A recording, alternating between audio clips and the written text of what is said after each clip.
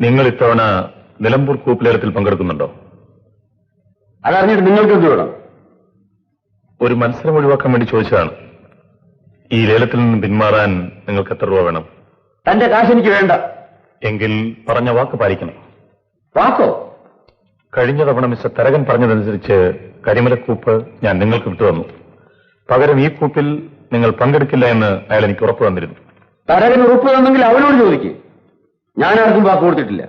കള്ളം, പച്ചക്കള്ളമാണ് നിങ്ങൾ പറയുന്നത്.